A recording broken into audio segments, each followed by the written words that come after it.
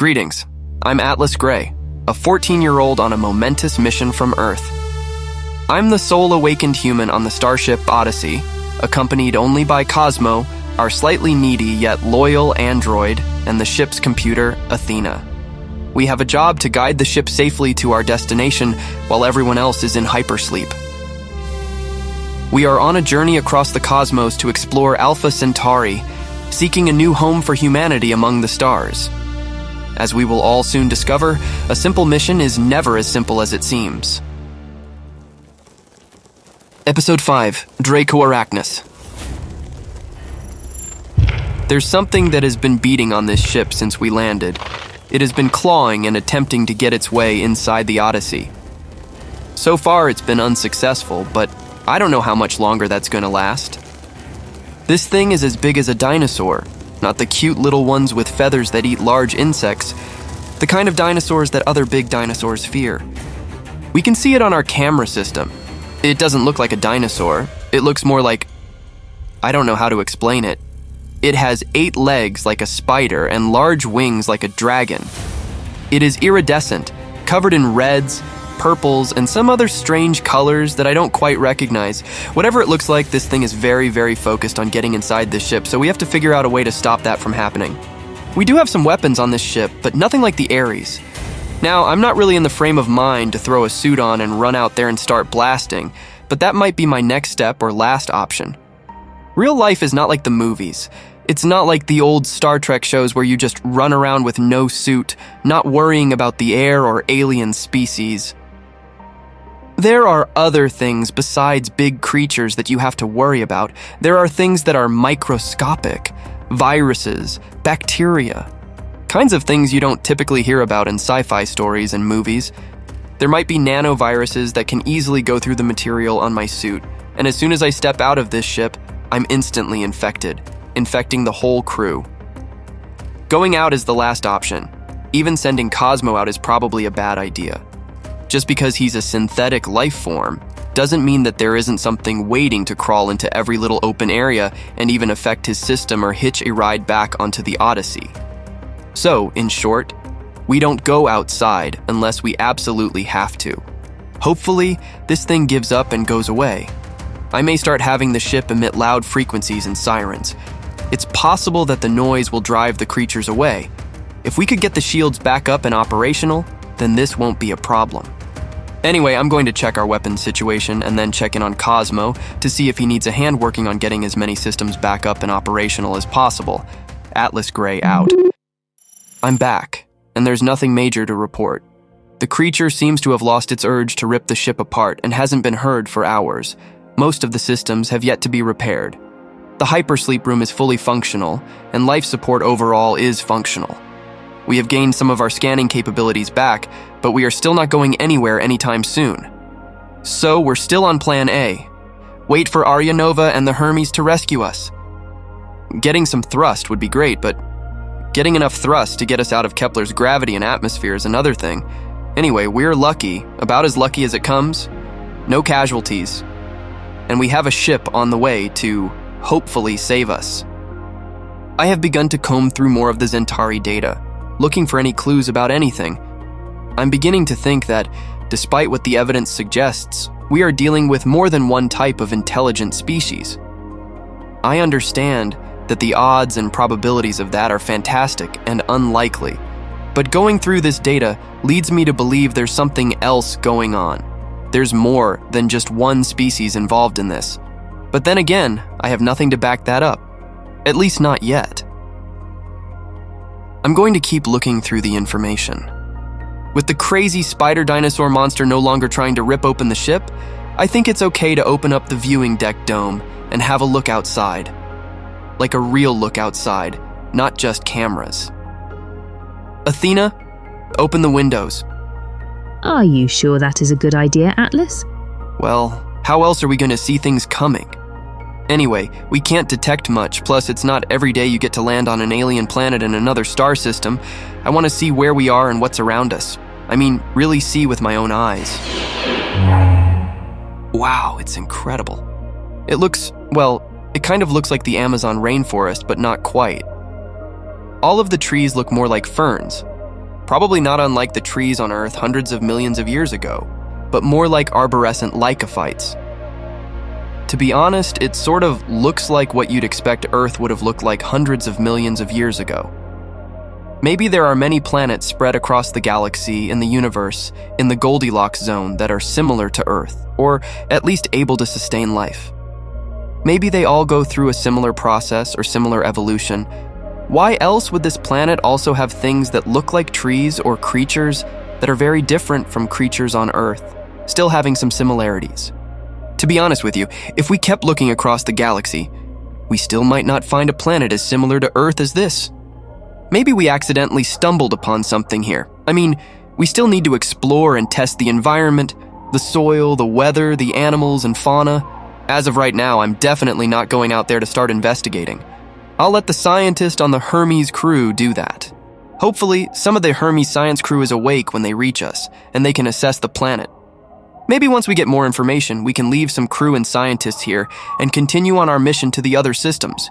You know, spreading our eggs out instead of being in one basket. Maybe, on the next expedition, we find multiple planets capable of sustaining human colonies. What are you doing? I thought you were going to help me. I've been down there all by myself working on getting these systems up and running, and I find you out here, standing at the window, gazing out into the jungle. And I hope you're not thinking of going out there, because if you are, you're going alone. I'm not going with you. Well, I'm not going with you willingly. No, I haven't decided that. I was just thinking this might be a good place to start a new human colony. Yeah, fantastic idea. Let's start a colony where there are giant spider dragon monster aliens trying to eat us and our ship. Good thinking, Atlas. It's a good thing they put you in charge. Yeah?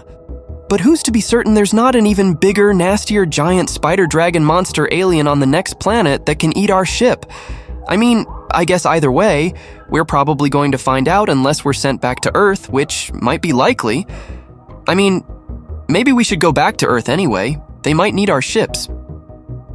Earthcom has at least 150 ships still in its fleet, many of them defense ships. Our 4 ships would not make much of a difference if it did come to combat or war with the species now on Earth. I think even in that situation, we are better off continuing on our mission by helping humans spread through the galaxy. Yeah, you're probably right. And if that is the case, then this might be as good a place as any to start. Anyway, we will wait for the Hermes crew before any decisions are made.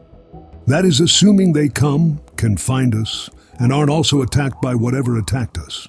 Well, aren't you a bundle of optimistic sunshine, Marvin? Sunshine, no. Optimistic, also no. Anyway, I don't think we should go out there yet unless we have absolutely no option. Either way, I've decided I'm going to start naming things before anybody gets here because I was here first. And I'm calling that big boy that was trying to rip apart the ship a leg wing. Oh, how very clever of you, a leg wing, because it has legs and wings. Simply genius. Fine, buddy old pal. You get to name it then, since you're clearly the expert on naming things, but I'm naming the next thing. How about Draconarachnis? Draconarachnis it is. Not bad, Johnny 5. Atlas Gray signing back on. Well, once again, we have a big problem. Remember the infamous Draconarachnis that tried to get into the ship? It's back. Not only is it back, but it brought some friends. By the looks of it, there are about 6 to 7 of these things. One of them alone wasn't able to get into the ship, but he's brought some friends, and something tells me they are not going to have a problem getting in. Athena, turn the sirens on. Start blasting them with high-frequency noises, see if that'll do the trick. Emitting frequency now. These creatures do not seem to be bothered by the frequency or hear it. None of them have shown any signs of being alarmed. Great. Just great.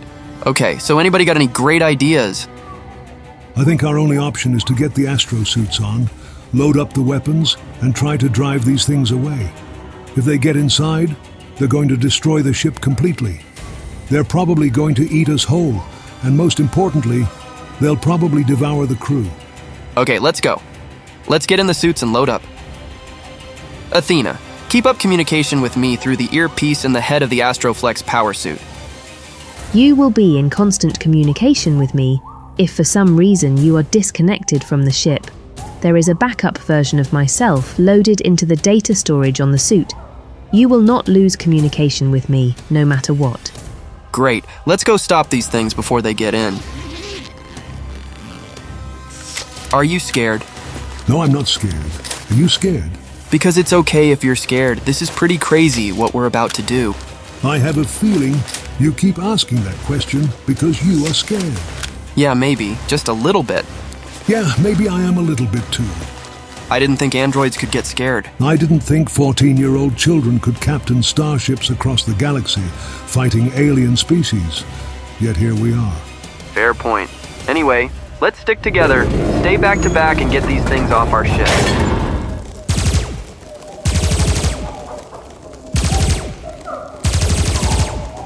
There's more coming. They're coming from the trees.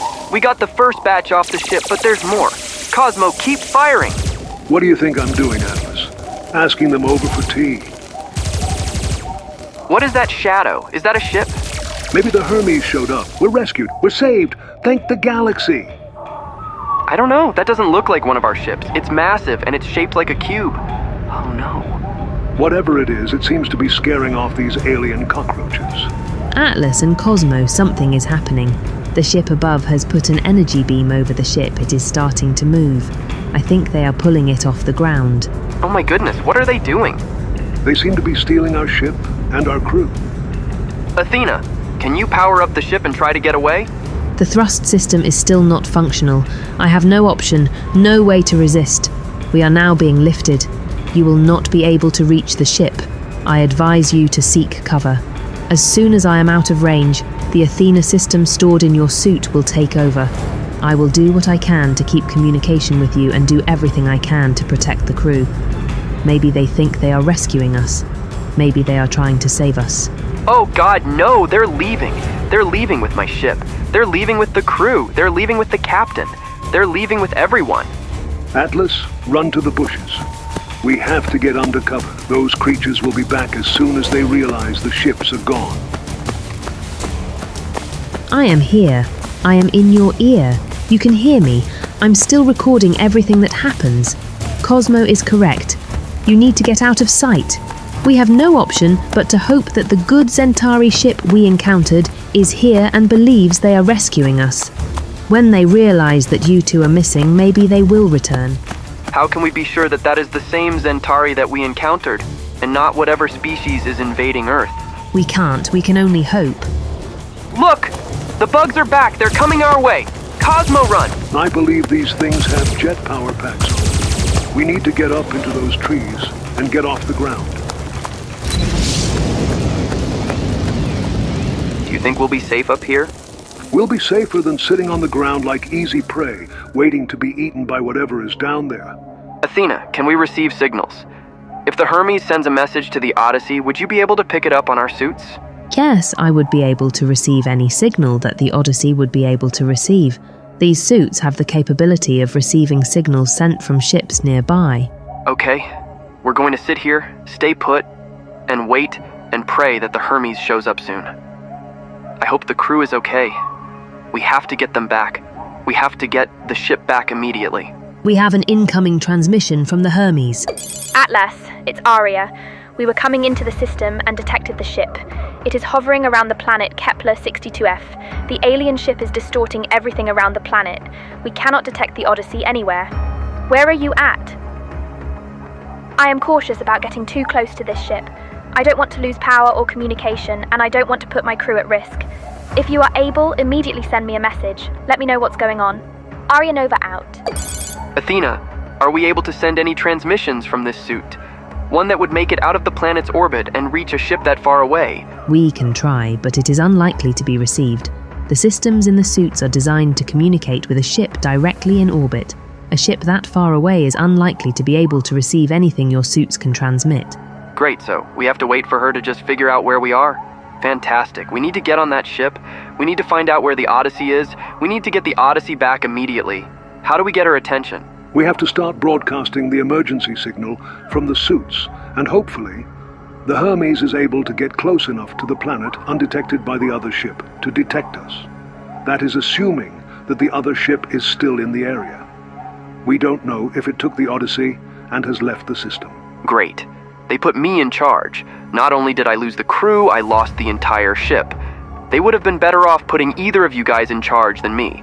I have made a complete mess of everything. I should have never waited around for this ship. We probably would have never been in any of this mess. This is all my fault, and I have to fix this. I have to make this right. Help me, Arya Nova. You're my only hope. We have another incoming transmission. Attention, insignificant beings. Your feeble attempt at escape from your vessel has not gone unnoticed. It is unfortunate for you, as we have deemed you worthy of our attention. Consider yourselves fortunate, for we seldom communicate with those we deem inferior.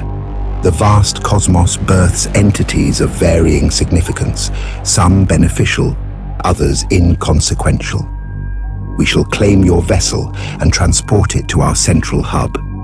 It will serve as a token of our dominance, ensuring that the humans under your command remain forever confined to the cesspool called Earth. Should you persist in your futile endeavors to seize what rightfully belongs to us, both the vessel and its feeble occupants shall vanish from existence. Our vessels have encircled your homeworld, establishing dominance over all your colonies. This is a warning. You are unwelcome in the vast expanse of the galaxy. Access is denied. Your presence is confined to your insignificant planetary abode. Your species displays a penchant for self-destruction. We shall not impede your endeavors. In fact, we endorse them. Indulge in your own demise, but comprehend that your existence extends no further than the Sol system. Under the rule of the Galactic Dominion, we wield authority over which species may venture into the cosmic realms. Our decree is clear. You and your kind are deemed unworthy and are barred from exploring the vastness of the galaxy. Fight your wars as you wish, destroy yourselves as you see fit, but leaving your system is no longer an option. Earth is henceforth banned and denied access to the Galactic Dominion.